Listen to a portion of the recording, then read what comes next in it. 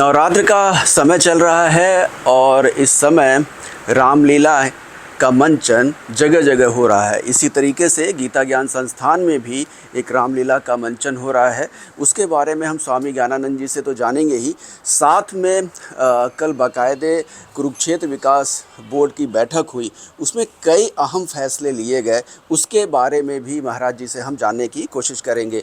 महाराज जी, एक नवरात्र के समय रामलीला का मंचन होता है और गीता ज्ञान संस्थान में भी इस समय रामलीला को लेकर के मंचन हो रहा है बाल कलाकारों के ज़रिए। क्या कहेंगे इसमें?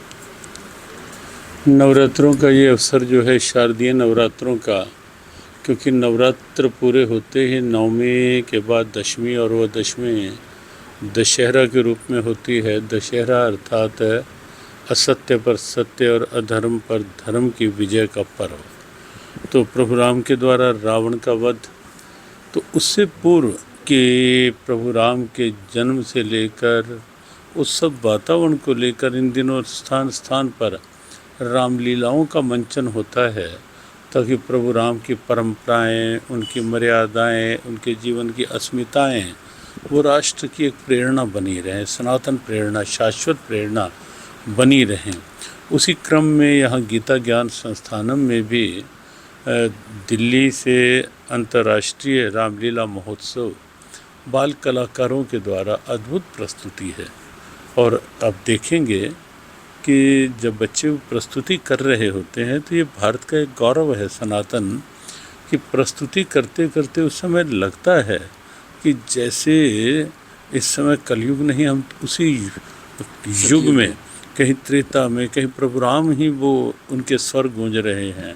कहीं लक्ष्मण और परशुराम का जब संवाद यहाँ हो रहा था तो ऐसा लग रहा था कि फिर से वो त्रेता की झलक सबको दिखाई दे रही है।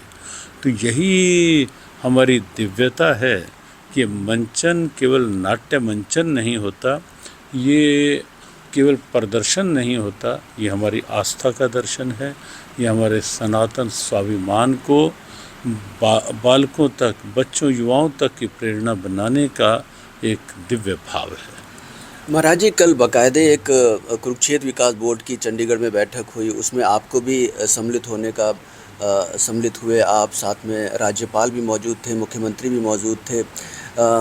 उम्मीद की जा रही थी कि गीता महोत्सव को लेकर के बड़े फैसले लिए गए हैं, तो वो किस तरह के फैसले हैं?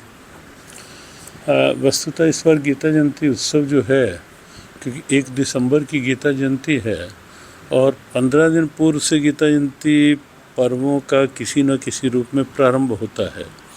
मुख्य पर्व जो है इस बार 24 नवंबर से 1 दिसंबर तक रहने वाला है। 24 दिसंबर को अलग अलग विचारधाराओं के जो चिंतक हैं वो सब एक साथ गीता जी पर अपना चिंतन प्रस्तुत करेंगे और उसके पश्चात विधिवत कार्यक्रम प्रारंभ हो जाएगा। 26 से 30 तक पूज्य जगद्गुरु रामभद्राचार्य जी के द्वारा श्रीमद् भगवद गीता, श्रीमद् भागवत का एक संयुक्त चिंतन कार्यक्रम भी रहेगा। देश के अनेक संत कार्यक्रम में रहेंगे।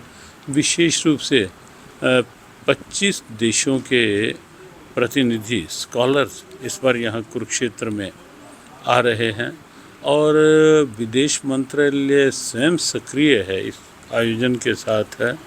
विदेश मंत्रालय भारत की ओर से लगभग 40 देशों तक इस बार के गीता जयंती कार्यक्रमों का न केवल प्रसारण होगा मुख्य भावों का, अपितु उन देशों में भी कुछ न कुछ एग्जीबिशंस, कुछ कल्चरल इवेंट्स और कुछ अपने गीता जी को लेके गोष्ठियाँ, तो विश्व के अनेक देशों में इस बार होने जा रहा है।